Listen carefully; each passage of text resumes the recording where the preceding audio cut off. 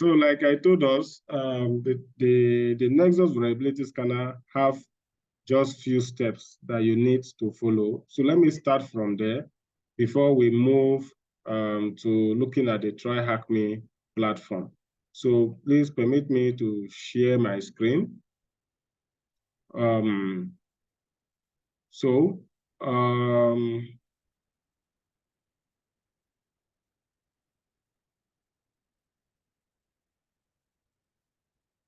the Nexus, I told us it's actually designed. I guess we can all see my screen. So I told us it is actually designed by Tenable company, right? So when you come to your tenable.com, you just search for Nexus. You see the Nexus tool, right? And then you click on the trial version and get here so that you can download it, right? So if you have this download, you can actually download it as either a virtual machine or a Docker. That's like a container, or you call it using your Kali Linux machine, just like we have walked us through Kali Linux, and you all know how to call on Kali Linux, right? So there are several ways you can download. You can still go to Google and search for Nexus, right? And go to the official website and then download it. I've actually downloaded mine, and you can see this is for Windows 86 and 64, right? Which is what I have downloaded. So if you have Mac OS, you can go and get for Mac OS. If you have an older Windows system, you can also get for the older Windows system. So you go ahead and then you just click on download. I've actually already downloaded, so I will not be downloading it again, right? So it's just, when you finish downloading, it's just a quick installation, just like we normally do our installation, a quick guide to install, right? So you can just double click on any of them, and then you proceed to installing the tool, just like we normally do installation. So since I have it installed, I am actually being asked to either remove it or, to remove it since I have it installed. So I'll just click on cancel, right? Are you sure you want to cancel the installation? Yes, because I already had it installed on my system, right? So just go ahead, download it, and then install it. So when you install it, like I told us, it actually runs on a browser, right? It's actually run on a browser. So when you install it, it opens a browser like this and tells you that it is not secure because it's actually running on a local host.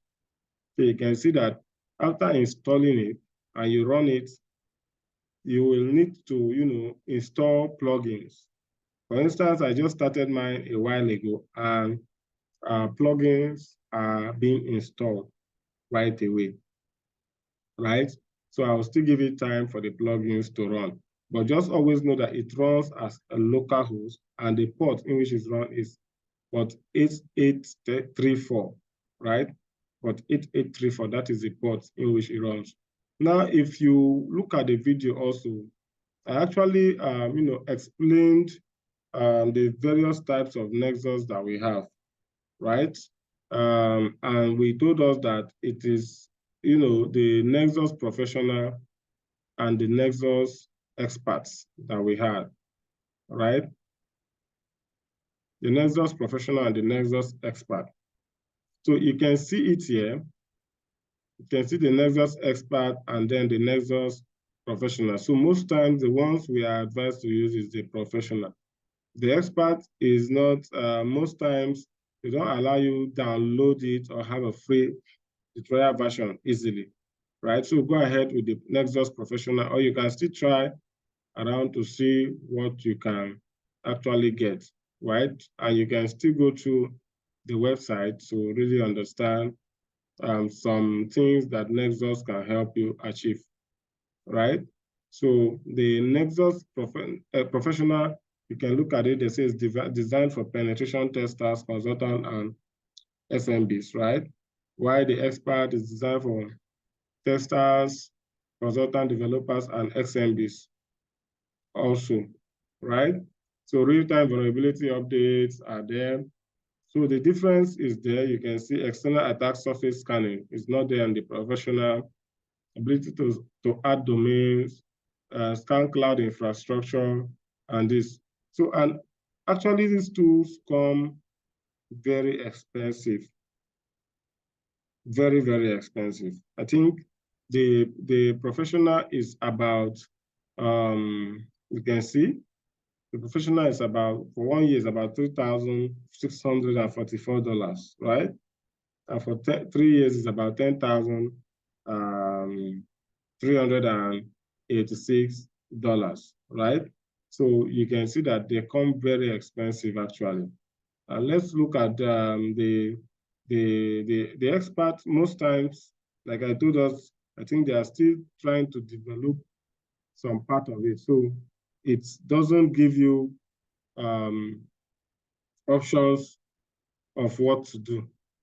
So most times when you even click on the trial version, since they are still working on it, it doesn't give you anything, right? So that is that for the professional and the the expert version of it, right? So just go ahead, click on the try, and then get it downloaded. So when you click on the trial version, they will warrant you to maybe input your names. So go ahead, fill them, proceed to including maybe a business email, because if you use a personal email, they might not send you the request, right? So go ahead and use a business email. Go ahead and use a business email. By business email, we mean maybe your organization email and or whatnot, right? So you go ahead, try that, title this. So just input all of these informations, and then you'll be allowed to try to have a trial. So let's say we have this, then get started. So they will send, an email to that business account, right? Then they tell you, thanks, to start your trial, download and install Nexus. So when you click on the download now, it navigates you to this page that I was having, that was showing us, right? So you just go ahead, click on download, and then download it into your system, right? So that is just the simple steps of downloading Nexus. So when you download, you go to the folder, install it simply, and that is all. So when you install it, definitely the installation steps will take you to this page. So in this page, you have to select, there are other options that you see there, the professional, the expert, and all whatnot. So you just click on Try Nexus Professional, right? Since that is what you applied for, and then you check it, and then follow the prompt, and then it takes you to this point where you continue to, when you download your plugins. So that's just a few steps, or the steps in downloading Nexus, right? So while that is installing the plugins, we'll give it a while. Then we play around the tool and see what we can get from there. So while we are doing that, let's also visit the Tryhackme page platform that we introduced us to in the last week, right? We told us that there are several types of rooms in the Tryhackme platform. And I believe so many of us must have used or have started using this platform, because like I told us, this platform can help you start from 0 to 100, right, as an hacker. So what the platform does is to provide you several opportunities, several platforms, several labs that you can actually leverage on to become, a professional, right? So please, let's mute our mics so that we don't disturb the class.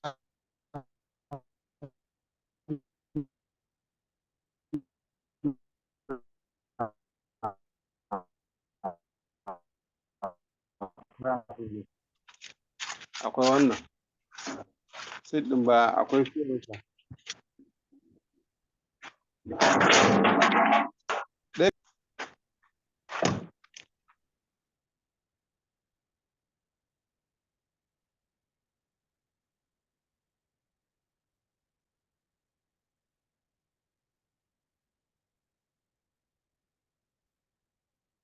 Please, are we together?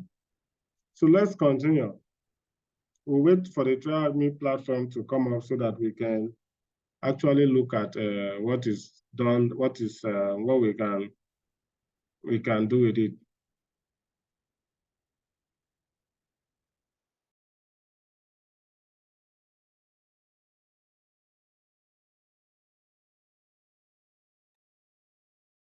Okay, let's proceed. I think there was a kind of a network issue that we weren't hearing me. Okay, sir. Yeah. So like I was saying, let me go ahead and still share my screen.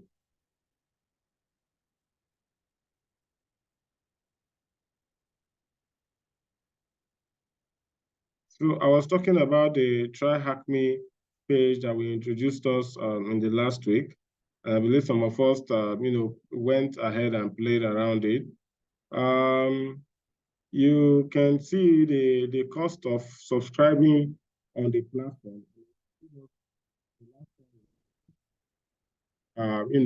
Allows you or gives you, several labs whereby you can actually look around and then play around with some things, right?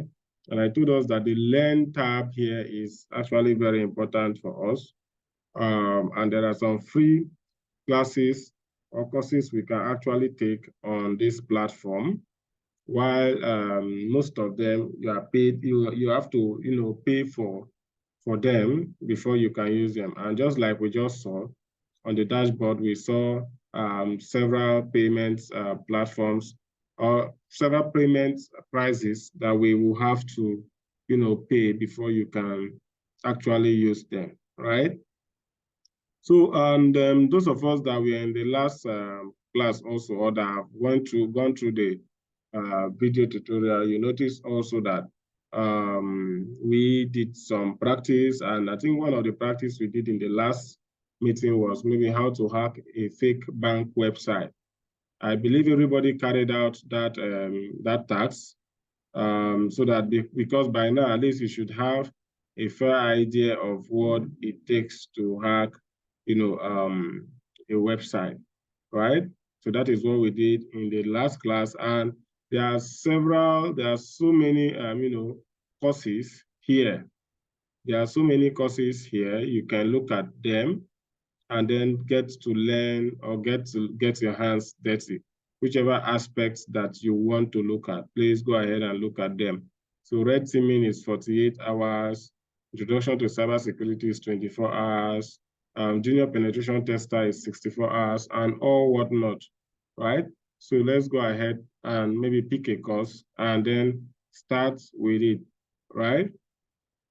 So if we remember last time when we met, we were on the introduction to cybersecurity, and I think it gave us, there is actually a free, there are actually some free courses we can take under the introduction to cybersecurity, which we were able to look at intro to offensive security, right? And so today I would like us to also throw a little more light on defensive security. But I think the defensive security is premium. Just to say it has to be paid for before you can look at that. So it's just $14 per month. So go ahead and maybe do a subscription.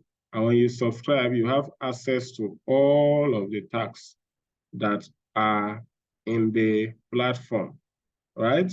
Let me also check if we have, I think the careers in cybersecurity should be free. Wow, I think there's a lot of things that have changed here.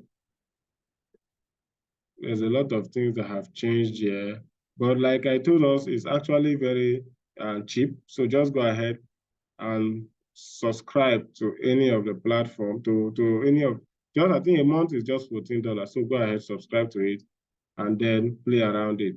So we have web application security. I think this one is free. So maybe we'll just look at it and then see what we can do with this, right? So this is web application security, and it is free of charge. So every one of us uses different programs on our computers, right? Generally speaking, programs run on our computer using our computer's processing powers and storage. Moreover, to use a program, we need to install it, right? What if we can use any program without installation? What if you can use a program without installation? I believe some of us have thought of that, right? So it's a web application is like a program that we can use without installation, as long as we have a modern standard web browser, right? So a web application is like a program that can be used without installation, right? So most times when we download a program or we download a setup of a particular tool, what we do is to install it so that we can start using it. So they are just trying to explain what web application is for us, and then how to go ahead and secure web applications, right? So this is a world of courses for us. The platform is actually a world of several courses for us. And I would like us to, have, an account with this platform and get to learn several things about it, right? So if you read continuously, you see what they have put together to mean a web application. We have modern standard web browsers such as Firefox, Safari, and Chrome. Consequently, instead of installing every program you need, you only need to browse the related pages. The following are some examples of web applications. Webmail such as Tutanota, ProtonMail, Outlook, Gmail, they are all web applications. Online Office such as Microsoft Office 365, Google Drive, Zoho Office, all of them are web applications. Online shopping such as Amazon, AliExpress, Etsy, they are all web applications. So 1,000 more examples provide a myriad of services. Other examples include online banking, money transfer, weather forecast, and social media, right? So they are all web applications. So let's go ahead, read through, and see how these things are structured, right? So most times you can see that they are structured as product databases, customer databases, sales databases, and all whatnot, right? So this is just a brief description of what a web application should look like. So with a web application, you should be able to, provide adequate security for your web application. Remember, we are looking at web application security. So like those of us that participated in the last class, I actually walked us through how to go about this platform. So when you finish reading, there's always a point or a part where you have to, answer a question, right? There's always a part where you have to answer a question. They say, what do you need to access a web application, right? I think that should be browser, right? Let's see. So that is browser. So that is what you need to access a web application. By the time you finish reading all of this, right, you should know why it is a browser that you need to access a web application, right?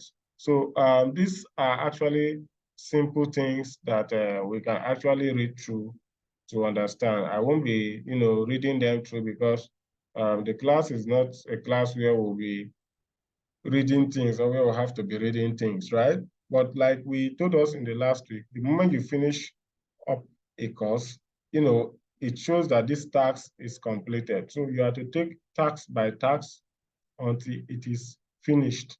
And there are some tasks that you have to, get your hands dirty, right? So let's look at the second task we have here. And in the second task, if you move down, there are questions that say, you discovered that the login page allows an unlimited number of login attempts without trying to slow down the user or lock the account. What is the category of this security risk? So you have to read through to know that, right? You also notice that the username and password are sent in clear text without encryption. What is the category of this security risk? So by the time you read through, you understand the categories of those security risks. So let's just look through and see. So let's start. Let's say that you want to buy an item for an online shop. There are certain functions that you will expect to be able to do on this web application. Most straightforwardly, the online order might go as follows. You log into the website, you search for the product, you add a product to the shopping cart, you specify the shipping address, and you provide payment details. So this is basically what you do when you want to, buy goods from an online shop. So there are a few main categories of common attacks against web applications. Consider the following step and related attacks. Login at the website. The attacker can try to discover the password by these types of attacks now. So the types of attacks that come, in line with the actions you are doing on the website. So for instance, logging at the website, at that point, the attacker can try to discover the password by trying many combination of words, just like we did when we used GoBuster and using a word list, right? So the attacker will use a long list of passwords with an automated tool to test them against the login page, just like what we did with GoBuster. But with GoBuster, we're scanning for directories or pages in that website for several pages that were hidden on that website, right? So on the search for the product part, the attacker can attempt to breach the system by adding specific characters and codes to the search item, right? Like, this type of attack now is SQL injection and the rest, right? Cross-site scripting and all whatnot. So the attacker's objective is for this target system to return data it should not or execute a program it should not. So at that point, when the attacker is doing this, carrying out an SQL injection, a cross-site scripting or whatever, at that point, it's trying to make the application return what is not supposed to return, right? At the point where you are providing payment details, the attacker will check if the payment details are sent in clear text or using weak encryption. Encryption refers to making the data unreadable without knowing the secret key or password. We cannot cover everything, but we will present a few formal categories from OWASP top 10, right? I believe we also have the knowledge of the OWASP top 10 vulnerability. Now, the OWASP top 10 vulnerability, OWASP is an organization that, brings out top 10 web-based vulnerabilities. I think in every year they publish that for us to know the available types of vulnerabilities for websites, right? That established vulnerability. I think OWASP stands for Open Web App this security protocol, something like that, right? So you can just look it up via Google, right? OWASP. So they always bring out, it's like a body that, brings out top 10 vulnerabilities of web applications. So I think we should have the knowledge of all of those types of, vulnerabilities. So if these techniques sound alien to you, Tryhackme will walk you through each vulnerability, right? So identification and authentication failures refers to the ability to, so this is one of the top 10 vulnerabilities, web-based vulnerabilities in the OWASP top 10, right? That's identification and authentication failures always happen also in most of our web-based applications, right? So in them explaining it now, they are telling us that, okay, identification refers to the ability to identify a user uniquely. In contrast, authentication refers to the ability to prove that the user is whom they claim to be.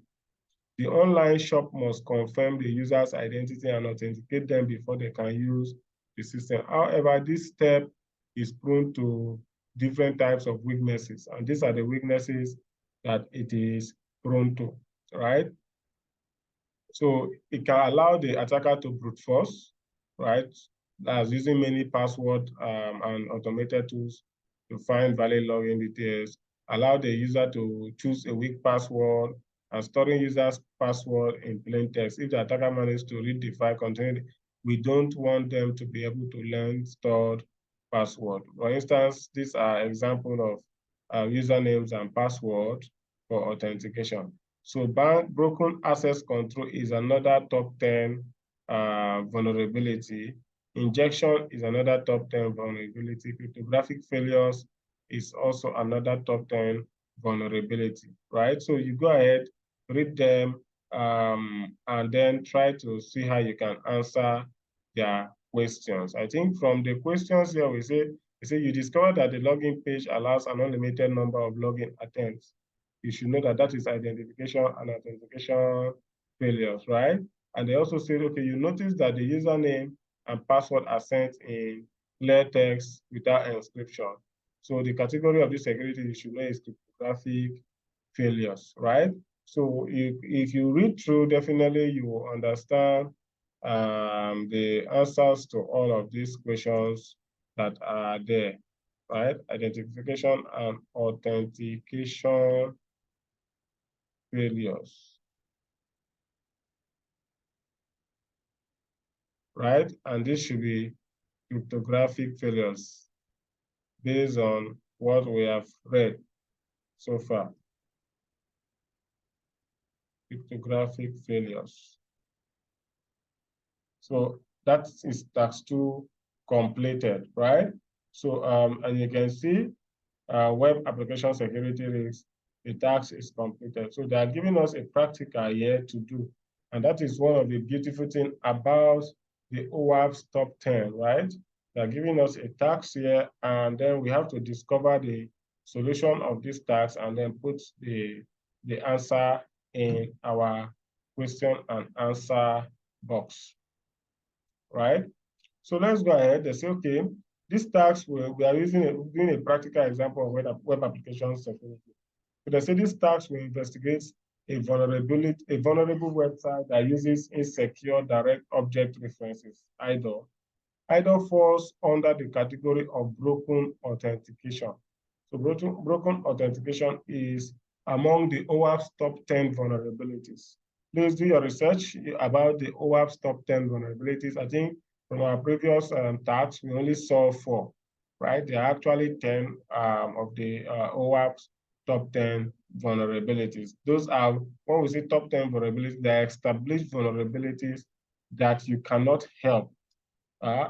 You cannot actually help them because they must be there in as much as we are using web applications. They must be there. Those vulnerabilities are established and must be there. So how do you manage them?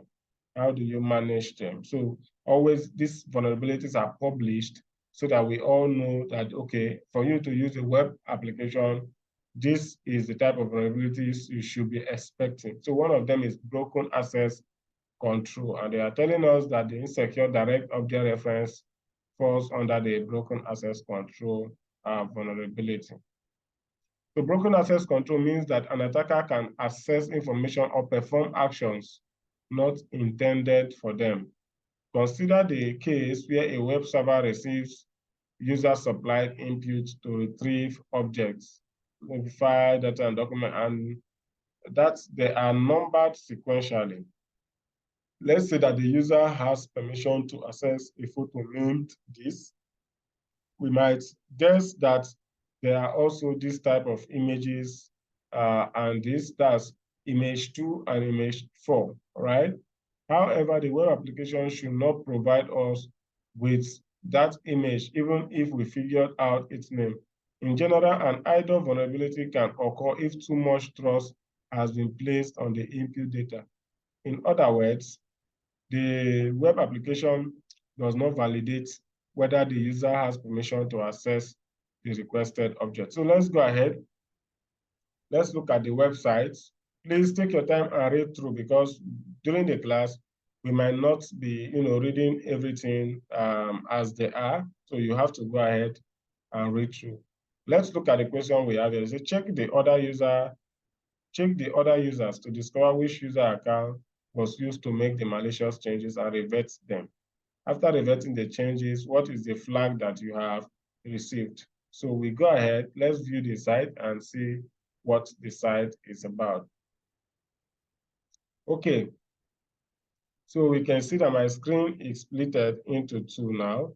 Okay, they say this half of the screen is for your lesson exercise used within the task. Okay, so we have two sides of the screen now. My screen is split. So let's look at what they want us to do. Imagine this is a website and they want us to carry out, or want to perform a kind of IDOR on it. So, okay, at first they said, okay, this inventory management system manages all the shipments related to tires. A competitor sent a group of malicious actors to sabotage our logistics. The attacker used the account of one of the employees and mixed up the planned shipment. If incorrect shipments are sent, production will be delayed, right? So just like what happens between competitors, maybe you are selling maybe cars, for instance, and you have a website, and somebody decides to mess with your website, and maybe he's putting bikes and maybe other things that you don't sell. So instead of people coming in to buy what you sell, they'll rather not see what to buy, right? So actually, just that can be done just by changing the pictures of the items that you sell on the website. So that is what they are planning, or they are telling us to look at here in this exercise, right? So this is our website, inventory management, THM. Now, if you look at the question, see this inventory management system manages all shipment related to tires. Now, a competitor sent a group of malicious actors to sabotage our logistics. The attackers used the account of one of the employees and mixed up the planned shipments. If incorrect shipments are sent, production will be delayed, right? So let's look at other things that they have for us. Like I told us, when you have tax on, the Tryhackme, it warrants you to think a lot, right? Warrants you to think, and it's like a discovery, because the more you think, the better you understand what your tax is like, or it's supposed to be. So let's go ahead, let's read through and understand what they are trying to let us know. Now, also know that some of these things we are doing, not that I have gone through them, we are just saying them, so we want us to do them together so that we can think together and then fix these things together, right? So let's look at it. So the task will investigate a vulnerable website that uses insecure direct object reference. And this falls under broken authentication or broken access control. And broken access control means that an attacker can access information or perform actions not intended for them. So consider the case where a web server receives user-supplied inputs to retrieve objects, right? And that they are numbered sequentially. The objects are numbered sequentially. Let's say that the user has permission to access a photo named this image 1003, right? We might guess that there are also image 1002 and image 1004. However, the web application should not provide us with that image, even if we figured out its name. Normally, the web application should not provide us that image or that information. Okay, so, okay. In general, an IDOR vulnerability can occur if too much trust has been placed on that data, on the input data. In other words, the web application does not validate whether the user has permission to access it or not. Okay, so just providing the correct URL for a user or a product does not necessarily mean that the user should be able to access the URL. For instance, consider the product page, right? The product page store .tryhackme.thm/product. We can expect this URL to provide details about to provide details about product number 52 in the database item, which in the database items will be assigned numbers sequentially. The attacker will try other numbers such as 51 or 53 instead of this. This might reveal other retired or unreleased product if the web application is vulnerable, right? So let's consider a more critical example of this. So let's look at this also.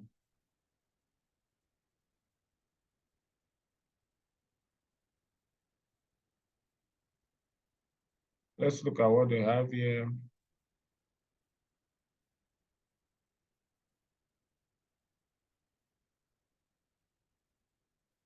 So if you look at, based on what we have here, you can see that this is HTTP inventory management.tm user ID this.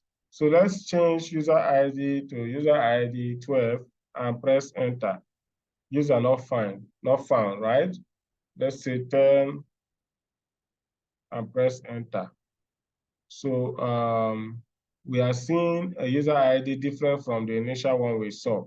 What the whole idea here is about is just that you are able to, toggle using the user IDs that were created on this on the portal, right? On the platform. So the attacker can just be playing around with these numbers. For instance, when we came to that user, we had user 11, which is Rodi, right? And Rodi is a warehouse supervisor. So we can play around with the IDs. Now we have Anton, right? Which normally we shouldn't be able to have access to this information. We have Aliyah, who is a database administrator, right? So we can play with some of the information that Aliyah have been doing, right? We can play with them. We can revert all the orders that people have, tried to, order. So you can see that we have reverted all of them and we have gotten our, the answer to the question on the Tryhackme page. Now let me explain what we have just done. At times, when we visit a website, we see things like, IDs, user IDs. Those of us that are familiar with website, definitely you see things like user ID this, user ID that, or whatnot. That is familiar. I think we definitely have seen that before, whereby you look at the website and maybe there's a user ID on that website, or there are other options. You just have to change at times, either adding a slash, just like we saw when we used GoBuster, right? We saw that if you add a slash and then add a page name, for instance, it should take you to a particular page. So vulnerable website allows for all of these things, right? So if you look at the insecure direct object reference, what we just do was to have changed some of the IDs. You can go ahead and try that on when you are trying to see user ID. You can try to change that, and then so if the website is vulnerable, to allow you to do what you are not supposed to on that website platform, right? So this is just a task on the Tryhackme page that we have carried. And like I told us, please search for the free, free learning, what is it called? Free modules that you can actually play around with on the Tryhackme page, and then look at them, get your hands on them, just like I have told us. The platform will help us, get our hands dirty on things and to think on things. And also, mind you, please endeavor to read through, because I am not reading through because some of these things, we understand them, how they work, right? So, but read through so that you can get the full knowledge of what they are saying, right?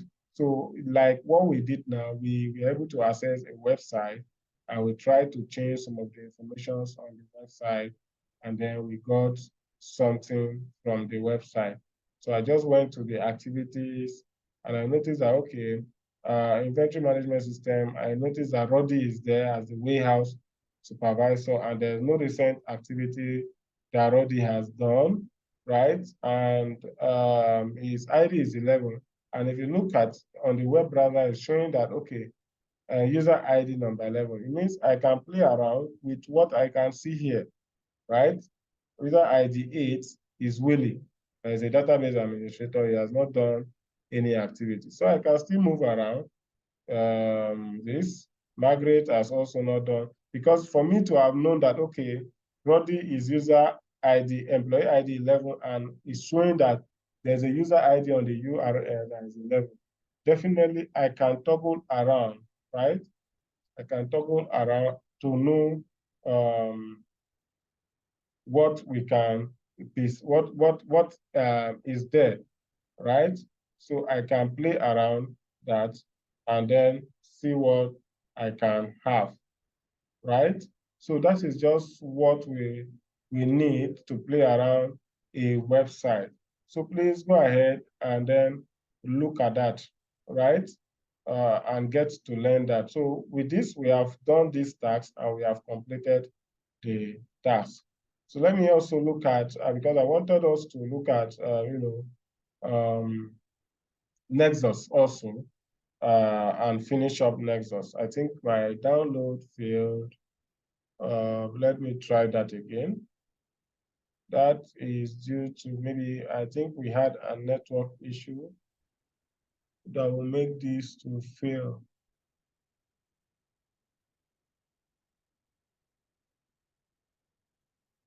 Let me connect again. So those of us that are just joining, we showed us how to go about this, run the Nexus CUI commands, unexpected error downloading plugin. This could be due to network, lack of disk space or something else like that. Please take the following actions. Run this. Okay. Let me go ahead and then restart the process of running my Nexus. But like I told us, just download it and install it. It shouldn't be a problem running it. Let's see.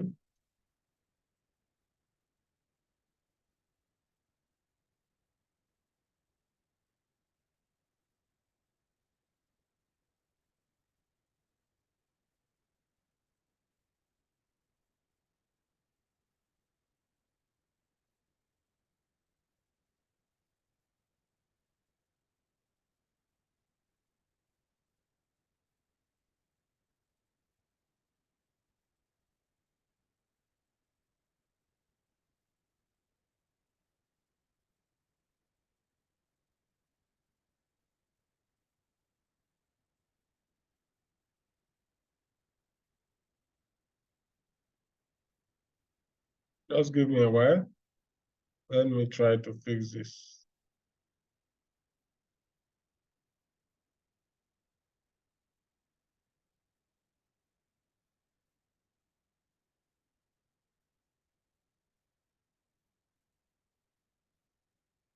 Download fail.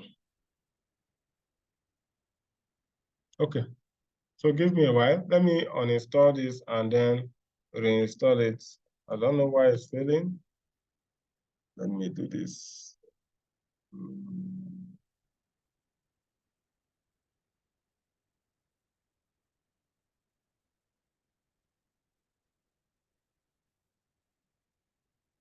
So please, while we are doing that, let's still look at the Tryhackme. I believe we all understand what it means to play around with the Tryhackme and also what web application security is all about.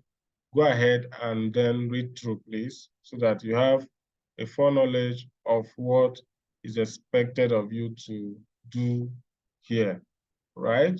I think the task we just left now is from the intro to offensive security, right?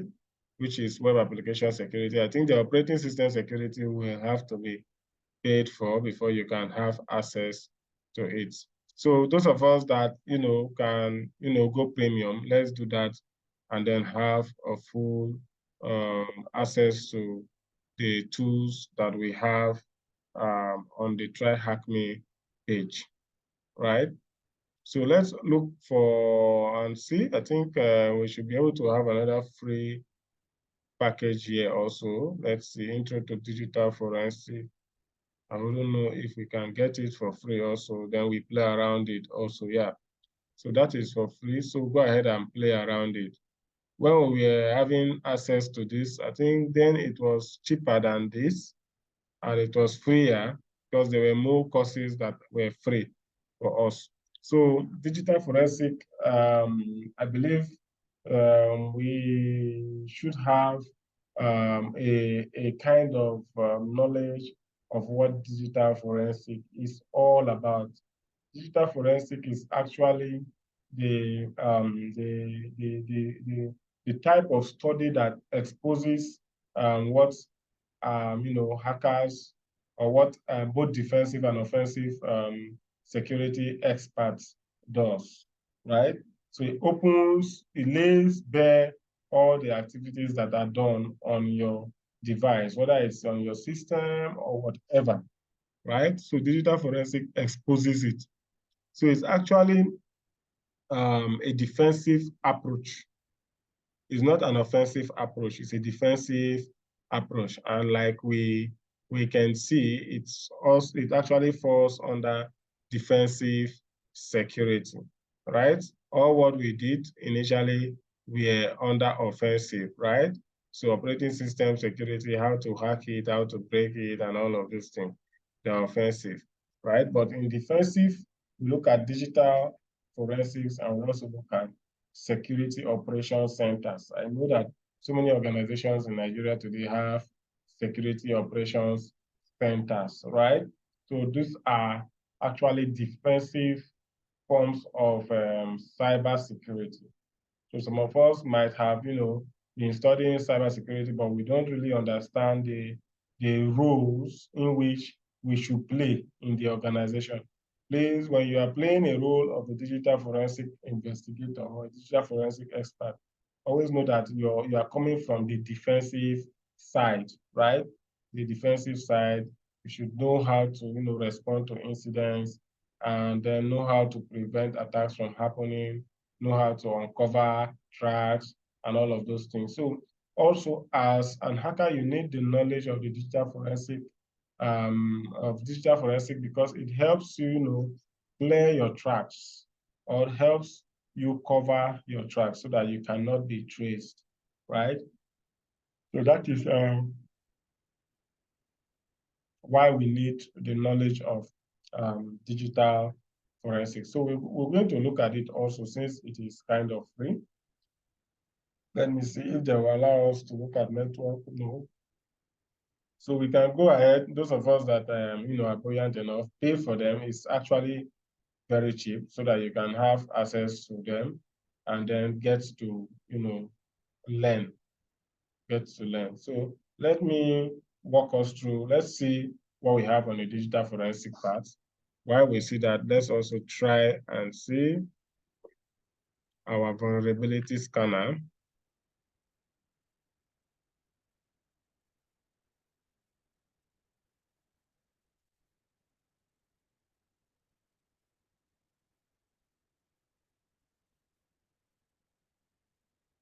So let's wait and see our vulnerability scanner come up. So like I told you, after download, it's just to go ahead and then install, right? Go ahead and install. Sorry, let me.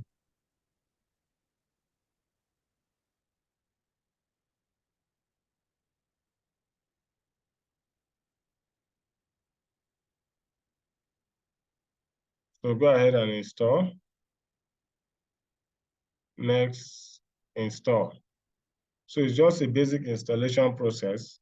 Let's relaunch that and then see why it is actually giving us that issue.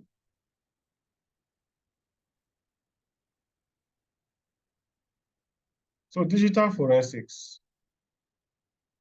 So forensic is an application of science to investigate crimes and establish facts. So that is what forensic generally is. Application of science to investigate crimes and establish facts. With the use and spread of digital systems, such as computers and smartphones, a new branch of forensic was born to investigate related crimes, which is the computer forensic, which later evolved into what we refer to as the digital forensic. So think about the following scenario. Law enforcement agents arrive at a crime scene. However, part of this crime scene includes digital devices and media, right? Digital devices include desktop computers, laptops, digital cameras, music players, smartphones, to name a few. So digital media includes CD, DVD, USB flash, memory drives, and external storage. A few questions arise. How should the police collect digital evidence, such as smartphones and laptops? Where are the procedures to follow if the computer and smartphones are running, right? How to transfer the digital evidence? There are certain best practices to follow when moving computers, for instance, how to analyze the collected digital evidence, personal device storage ranges between tens of gigabytes and several and all whatnot, right? So this is maybe a crime scene and you are seeing all of this. So how do you collect? How do you preserve, the things you collect from this crime scene? So most times, like I told us, it's actually an investigator type of problem. So those of us that must have installed, you notice that when it brought me here, when it took me to the point where I can just launch, I had to click on connect with XSL, and then I'll come to advanced. Since it's telling me that it is not secure, it's actually not connecting to the internet. So it's actually a local host. So we proceed to the local host that is unsafe, right? So I have actually done requested for it for the the key which has been given to me, right? So I want to set up a purchase instance of Nexus. You check here, right? The next one is start a trial Nexus expert of Nexus expert. You can use the start a trial of Nexus professional, which is what we actually requested for. So register for Nexus Essentials, right? Then link Nexus to another Tenable product. So I'm trying a trial of Nexus Essentials. So I will continue.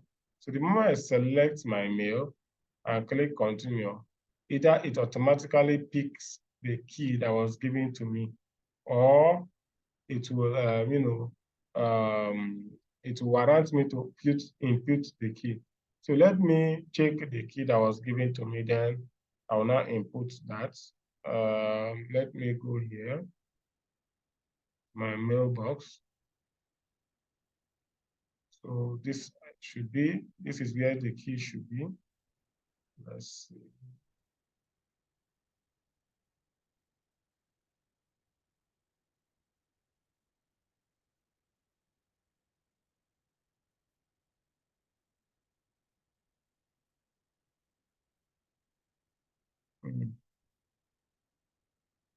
Okay, my key should be around here. Okay, so let me go ahead and then select from the drop down that are tied to that particular account, right? So I'll just select which one did I even use? Okay, let me pick one of them and see. Let's start trial. Valid until 11th of June, which is just 5 days, 2023, right? So I can now create a username that I want to be using,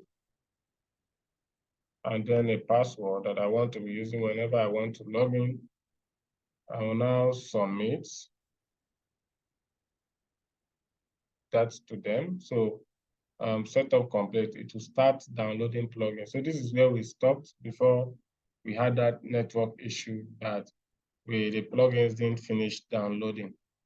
So let's wait for that plugin to download so that we get our hands on that. So we go back to our digital forensic, what we are doing. So assuming this employee is suspected in the figure above, you can quickly see that digital devices, you can quickly see the digital devices that might be of interest to an investigation, right? And all whatnot. So take your time, read through to understand what they are saying. More formally, digital forensic is the application of computer science to investigate digital evidence for legal purpose. Digital forensic is used in two types of investigation. So it's used in public sector investigation, which here it refers to the investigation carried out by government and law enforcement agencies.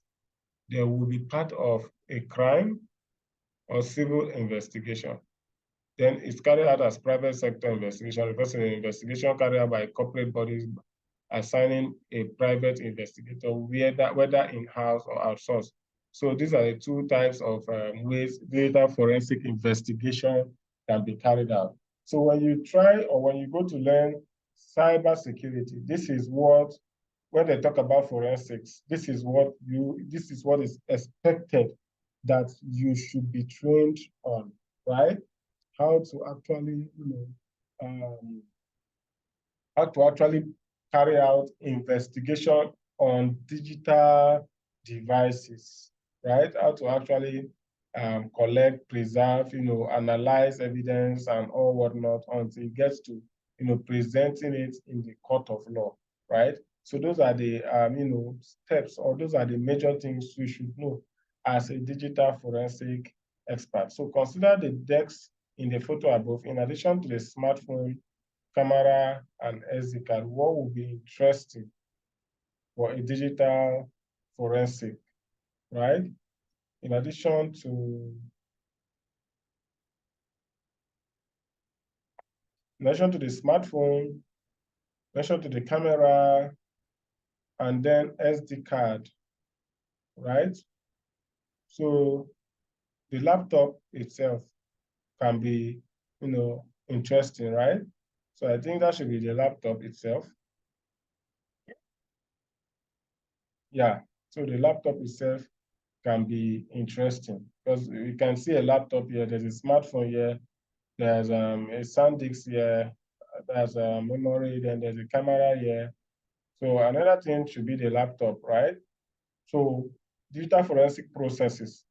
These are the processes, and please read through to understand what the processes are. As a digital forensic expert, you don't just need to, go and start gathering things and putting them in a bag or something, right? So in digital forensic, you must know how to acquire evidence. You must know how to establish a chain of custody.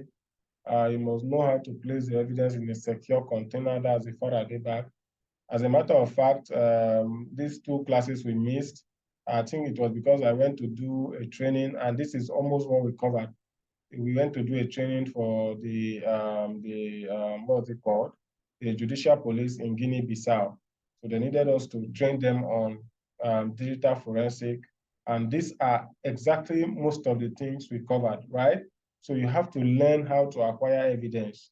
You have to know how to establish a chain of custody. If your evidence is moving from one point to another, what you need to do.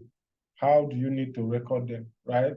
And also you need to know how to place your evidence in a secure container. We have the Faraday badge, right? I think if not that this class is virtual now, I would have shown us some of the equipment you need to use to, protect evidence from getting lost, right? Like the Faraday badge, both for computers and for our phones, right? And you also need to know how to transport evidence to your forensic lab, because at all of these points, definitely in the court of law, when presenting it, or when presenting your evidence, definitely you can, maybe the defense lawyer can actually, throw away your case, that maybe your evidence was not transported well, right? Maybe you decide to send somebody an evidence, right, to deliver it to your lab, it is wrong, right? So all of those things, needs to be taken into consideration. At the lab, what do you do? How do you retrieve the evidence from the secure container? How do you create a forensic copy of it? Are you using a duplicator? Are you using an imager? What type of tool are you using? Is it a Telebrite tool you are using to actually extract this evidence, right? Return the digital evidence to the secure container after you have copied. Then you start processing. What type of tool are you using to process your in your workstation, right? So there's also a book here on computer forensic and investigation. You can go ahead and download it and then look at it, right? On how to do that. So more generally, according to the former director of Defense Computer Forensic Lab, Ken Zatsiku, digital forensic includes this: paper search authority, chain of custody, validation with mathematics, use of validated tools, right? So you don't just go and get any type of tool and be using for your for digital forensics.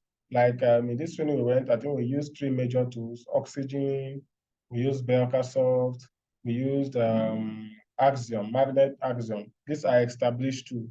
We also have open source established tools like Autopsy, NCase, FTK Imager, and all whatnot. Now, these are actual digital forensic tools that will help you retrieve almost everything in a computer system, whether it is, deleted or not, right? And that was why I think some students, there was a time we were talking in class and somebody was like, you deleted an information that cannot be retrieved. How do you present that in court? No. Digital forensics brings out everything, no matter how hidden it is, right? Digital forensics brings that out. And that is what digital forensics is meant to do, right? Then repeatability and then reporting, right? So these are, the things that you should find around digital forensic. Now, let me also correct it. Digital forensic is not forensic accounting and auditing. These are 2 different things. Forget the fact that I'm using that name, right? Forensics, right? So digital forensic is a different thing entirely from forensic auditing and accounting, right? That involves, I think, forensic auditing and accounting involves the process of, cross-checking account details, line by line, detail by detail, to actually uncover, a fraud or something, right? But digital forensic, which is, I think that can be synonymous to assessing logs, assessing computer logs, to know what actually happened at what point. You understand? So it is actually not digital forensics. Digital forensic is all about, analyzing digital devices to, uncover criminal traces, right? So these are different things. So we have a question here. They said, it is essential to keep track of who is handling it at any point in time to ensure that evidence is admissible in the court of law. What is the name of the documentation that will help establish that? We should know that that should be a chain of custody, right? So chain of custody. So when it gets to handling documentation from one person to another, you should know that they are talking of chain of custody, right? So, and then there's a practical for us to, do here. Please, we'll go ahead and do that practical. That will be like our take home. I'm not going to do that for us. Go ahead and do that practical. I think what the practical should just be is to analyze a PDF file. You analyze a PDF file, I think, to know where that file is originating from, who actually sent the file, when it was created, and all whatnot, right? I think that should be the task that is expected of us to do here. Okay, let me still look at it and see. For that, let me also look at what our Nexus is doing. So it's actually still downloading, right? Okay, so I think this is where I opened the book they referred us to, okay, I think it's paid for 25 euro, right?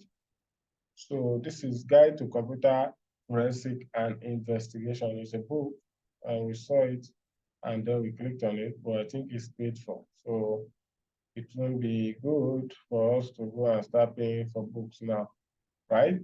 So let's keep that. So we have a tax here, a digital forensic tax that warrants us to maybe carry out an investigation on a file. So let's still look at it and see. Maybe we'll do that together, but I would have loved just to, practice it on our own. Practice it on our own. So what you just need to do is to download this on your machine, maybe your what's it called, your Linux machine, right? Download this file and try to analyze the file on the Linux machine. So that is what we are going to do with this file. But let's see. Everything we do on our digital device, from smartphone to computers, leave traces, right? So let's see how we can use this in the subsequent investigation. So our cat, Gado, has been kidnapped. So you can actually change the, the scenario to be a person, right? So, but I think from the scenario here, they say a cat, and the name of the cat is Gado, has been kidnapped. The kidnapper has sent us a document with their request in MS Word, for instance. So just like we always, we are familiar with this type of cases. So imagine a cat has been kidnapped and the kidnapper has sent a document with their request in MS Word format, in MS document format. And we have converted the document to a PDF format and extracted the image from the MS Word file for our convenience, right? So we can download the attached file to our machine for inspection. However, for your convenience, we have added the files to the attack box to follow along. Open the terminal on the attack box, then go to the directory disk as shown below. In the following terminal output, we can change the directory containing the case files. So this is just how to access the file. So you can still download this file on your machine, right? You can still go ahead and download the file on your machine. So they want us to, investigate that file. So this is the file. They actually, have sent us the file in a document format. We have converted it to PDF format. And maybe they want us to pay ransom for our cat that has been stolen. And they also have we have also cropped out the image of the cat, right? So let me look at the file. Let's see.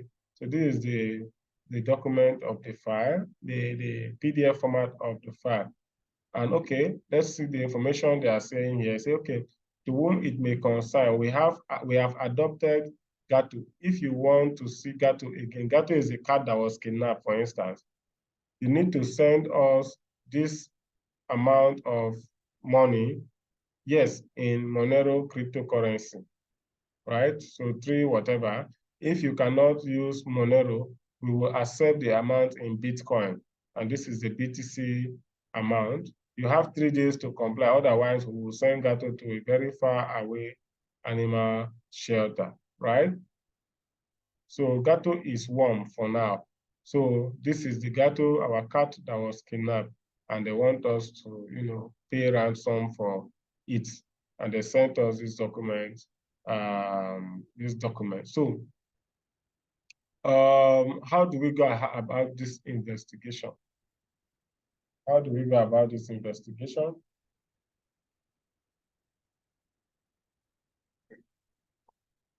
So let's look at the instruction. Also, they have also added this file. What they are saying here is that they have added this file to the attack box here. This is our attack box, right? They have added the file to our attack box. So we can go ahead and start our attack box and then navigate to these points. Navigate to, these points, the root rooms, intro to digital forensics, so that we can actually see the 3 files there. So if you open that, we should see the image, the ransom letter in documents, the ransom letter in PDF, and then the zip file, which is what we downloaded. So that is what they are actually explaining in this part, right? So we can move down. It's okay.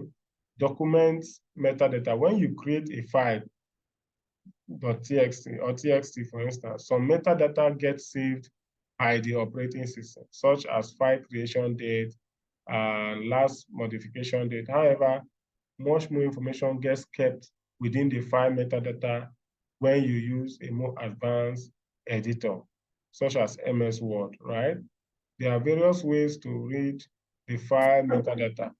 You might open them within their official viewer or whatever, which is, if you created it with MS Word, you can open it with MS Word or use a suitable forensic tool. Note that exporting the file to other formats such as PDF will maintain most of the metadata of the original document, depending on the PDF writer you are using. Let's see what we can learn from the PDF file. We can try to read the metadata using the program PDF info. So now PDF info is a tool that you can use to read PDF. Is that okay?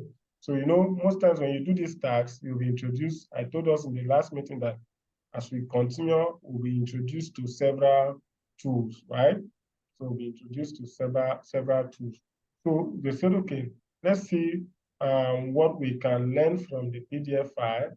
We can try to read metadata using the program PDF info. So for those of you that have your Kali Linux, you can go ahead and read that. So the file is also on this machine, just like I told us. So we come to the root, we go to the rooms. What's the instruction again? Root rooms, intro to digital forensics. So intro to digital forensics. So this is the file, just like what we downloaded on my machine that I showed us. So this is the file, right?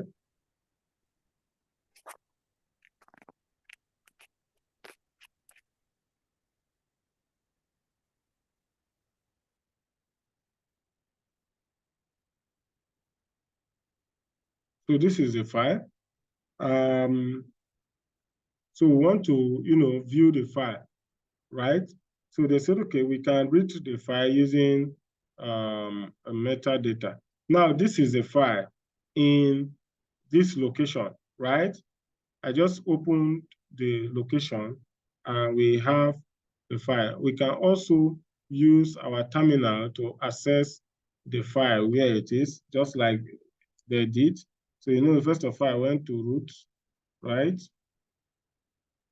Then from root, okay, I'm in root already, so I'll just go to rooms. Let me see the rooms.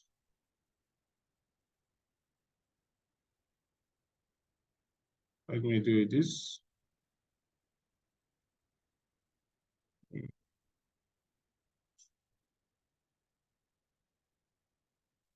So I think I'm in rooms now. So if I do my LS, I look at all of this. So they say we should go to intro to digital forensics. So let me CD into it. Intro digital forensics.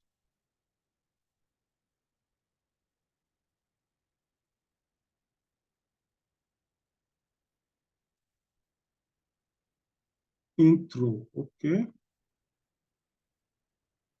Intro digital forensics. So we are intro to digital forensics. If we do our LS now, we can see all of the items there. Let me clear my screen. So let me do ls. So you can see the letter image, the ransom letter, the zip file, and the document file, just like what they have here, right? So we want to view the PDF. They say we should use the PDF info. So let's see PDF info of our ransom letter.pdf. So you see, with that tool, we can actually, see the information about the PDF file that was sent to us. So when it was created, the time, the date, and all whatnot. The author is Anne Gray Shepherd. So we have already gotten the name of the person that created that document, right? So P now is the title and all whatnot. So you can still download that and take it to your Linux machine and try it out, right? So we have seen tags, yes.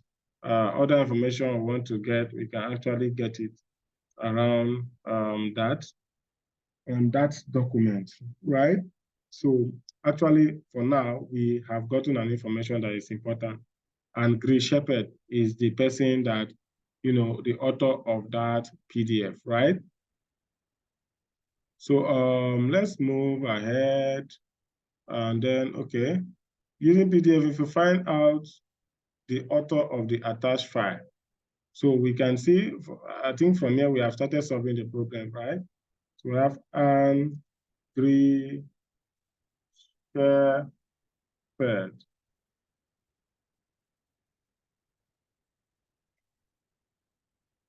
Right? So we can proceed. Okay, photo EXIF data. EXIF stands for Exchangeable Image File Format. It is a standard for saving metadata to image files. Whenever you take a photo with your smartphone or with your digital camera, plenty of information gets embedded in the image. The following are examples of metadata that can be found in the original digital image, right? Camera model or smartphone model, date and time of image capture, photo settings such as focal length, aperture, shutter speed, and ISO settings, right? So because smartphones are equipped with a GPS sensor, finding GPS coordinates embedded in the image is highly probable, right? Since smartphones are equipped with GPS sensors. So the GPS coordinates, that is latitude and longitude, will generally show the place where the photo was taken, right? There are many online and offline tools to read the EXIF data from images. One command line tool is EXIF tool. So we are going to use that. Let's clear our screen. All right, so they want us to use the EXIF tool. Is used to read and write metadata in various file types, such as JPEG and all whatnot. The attack box already has EXIF tool installed. Some of these tools, if you don't have them installed, please go ahead and install them on your machine. However, if you're using Kali Linux and don't have the EXIF tool installed, you can install it using sudo apt install lib image-exif tool-pair. So you can go ahead and install this if your Kali does not have it installed. So in the terminal, we want to, analyze the image. Remember, we have analyzed the PDF. So let's analyze the image using EXIF tool. Right? So EXIF tool, the name of the image is letter-image.jpg. So we can see the information about. Now we are carrying out a digital forensic on how we can rescue our cats, right? That's what we are doing. So from using the EXIF tool on that image, we can actually get a lot of information about the image, right? A lot of information about the image, right? So let's see. So if you take the above coordinates, right, and search on the online map, you will learn more about this location. So you can use it at Google Map. I told us the other time that Google Map can be used also for information gathering, right? So we can use the, the longitude and latitude that we got here. So let's look at it. Let's look at it. You can see information, several informations about the picture that we took. So what we are looking for is the longitude and latitude of that picture.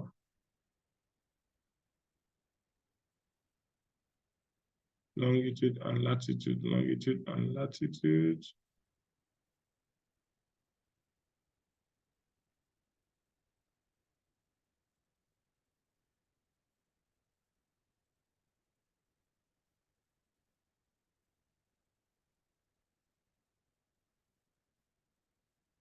So we can see GPS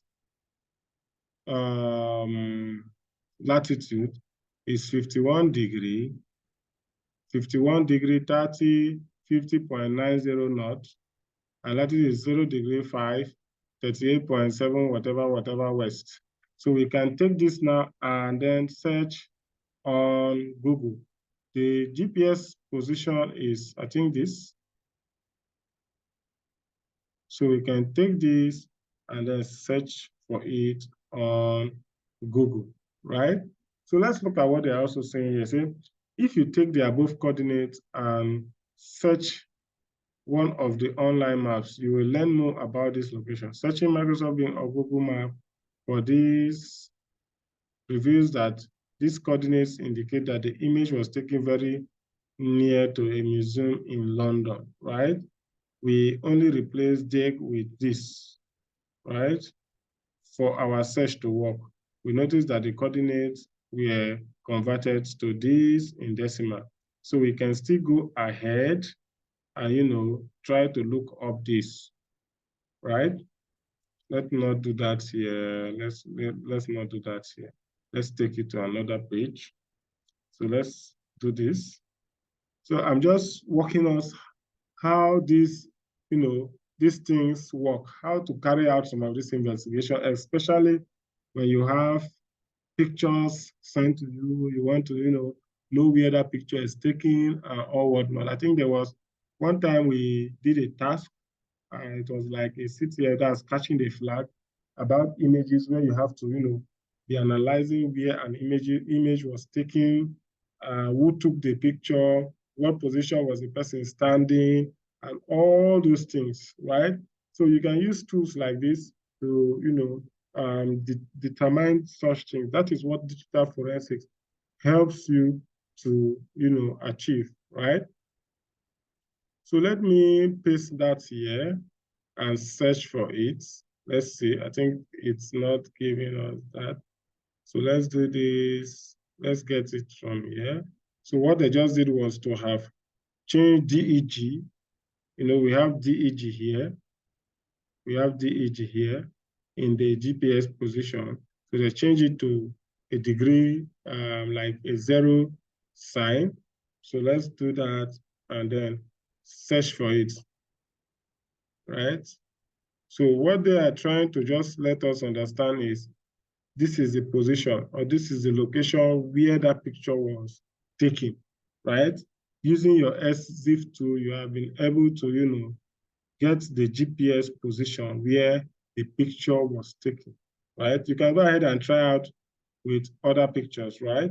So, and you can see from that, if you paste that on Google, it's telling us, okay, 150 London Wall, Barbican, London, whatever, giving us some information about the place, and you can see a picture about the place where that picture was taken, right? So that is how you go ahead to analyze, images, right? EXIF tool is a very interesting tool, right? So using EXIF tool or a similar tool, try to find where the kidnappers took the image they attached to their document. What is the name of the street, right? So let's see, what is the name of the street? I think it should be London Wall, right? London Wall. Let's try that. Let's see. Say, using EXIF tool or similar to try to find where the kidnappers took the image they attached to the document. What is the name of the street? There's actually no street here, but let's look at it.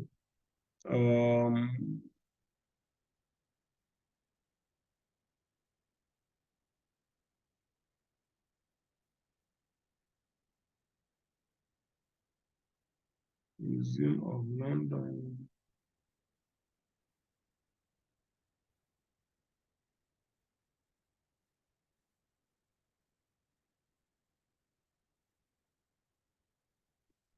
Let's see the hints.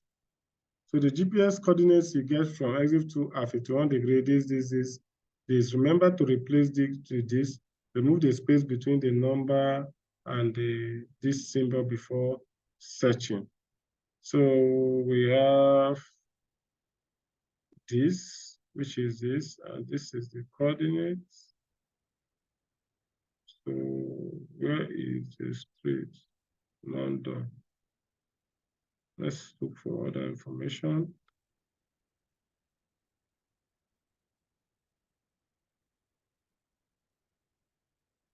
So London, Wall Street. Let's see. I think it should be Wall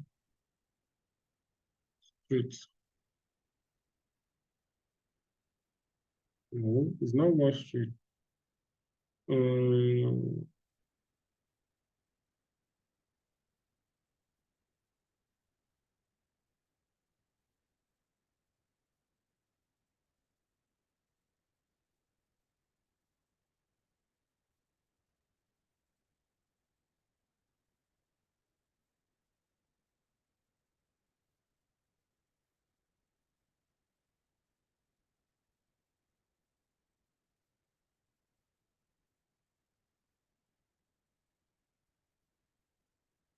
So let's try this and see street view of where our picture was taken.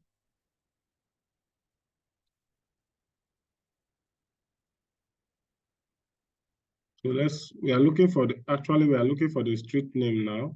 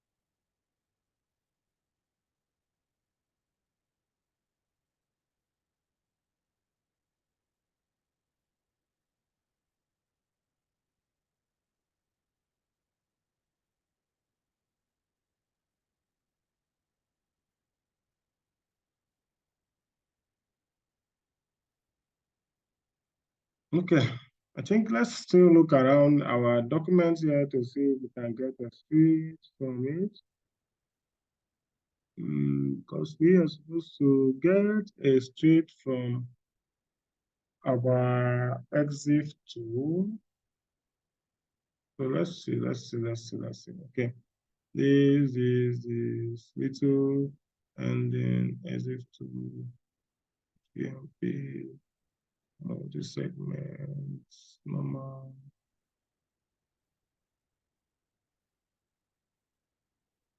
Linux.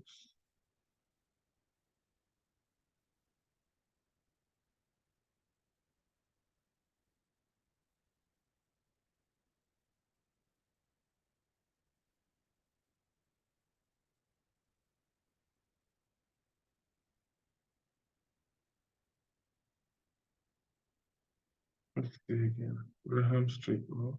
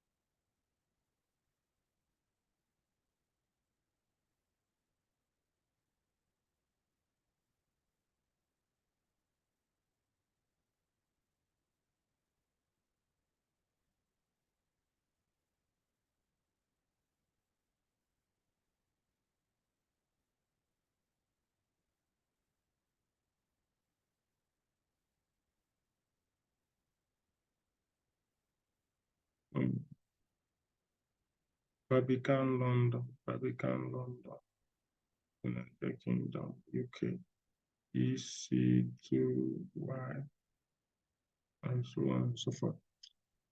So I think if we walk through, definitely we should be able to get our street name, but that will take us a little time to look at what we have. So what is the model name of the camera used to take the picture? Let's search in our EXIF tool list to actually get the model name. Let's see that also. Model name should be device model. Device model, no. Apple computer, device attributes. This, the look name, look. So let's look. Let me see. Let me extend this so that I can have a better view of what we are doing.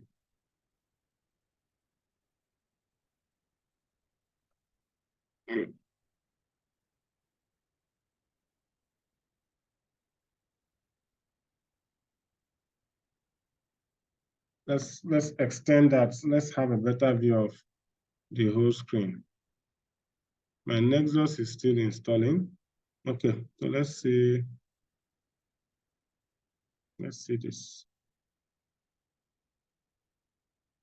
One camera name, model of camera used. Okay, let's see model.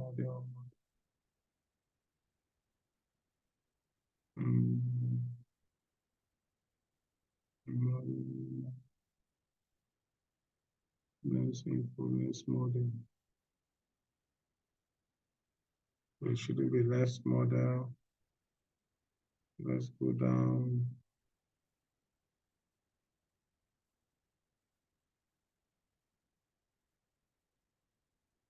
Camera profile.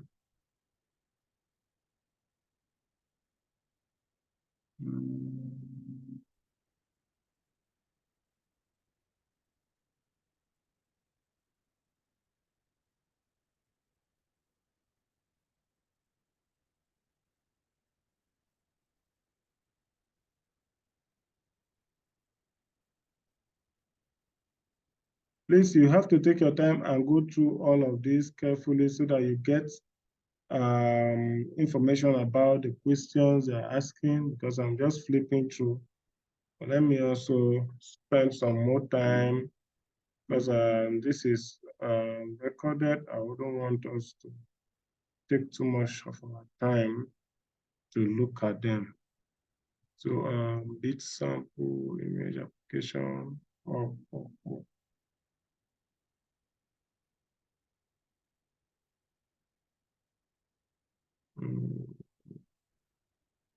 Red matrix.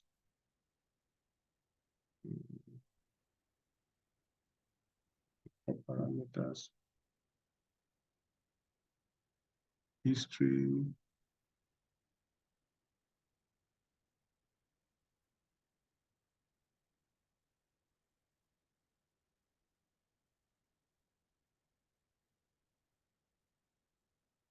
So take your time, go through this. If you run the practicals just like I did it, you should be able to get those informations, right? Take your time and go through it and pick them. I think I will still spend some more time to pick out the informations that are needed there, so that in case we have any challenge, I can actually help us with that. But take your time and go through all of this information. You get the solutions to those questions that are there, right? So that I will not waste much time looking through for them while we are in class. Okay, lens profiling, Canon EF. So lens profile, this, let's see if this goes for Canon EO5, what? Canon this. So we know it's Canon something, Canon EOS ID. No.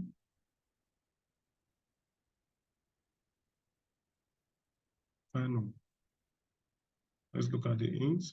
So to display only the lines with the word camera, you can use grep as if photo.image grep camera. Okay, let's try to search for that.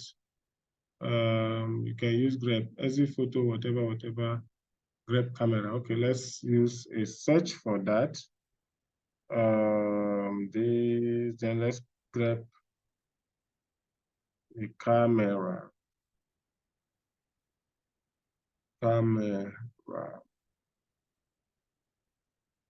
now we grep, okay, so we can see it, the Canon EOS R6. So that is it. So what we just did was to minimize the search since the informations are too much. So we just minimize the search and we have this. So Canon EOS R6 is the name of the camera that they used. Is it Canon EOS R6, I think. So we have Canon EOS R6, so Canon. So you can see that is that.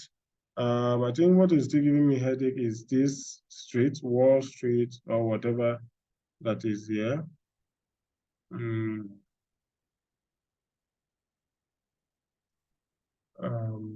On this, let's see if we can grab streets to see if there is anything about streets here.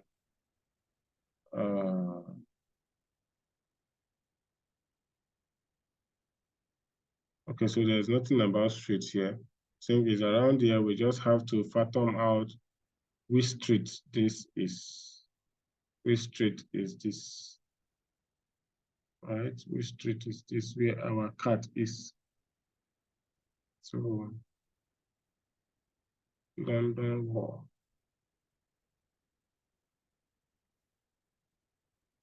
Union House.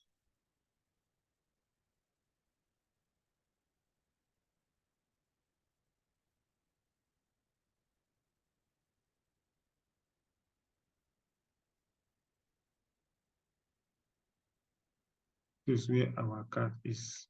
So let's drop this guy here and see.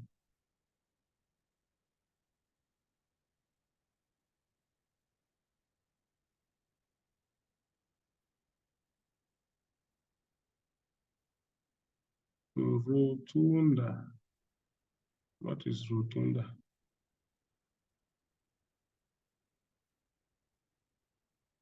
So this is the location where our cat is, but the name of the street is what is giving us a challenge now. But I think from the image or from the longitude and latitude, this is where our cat is.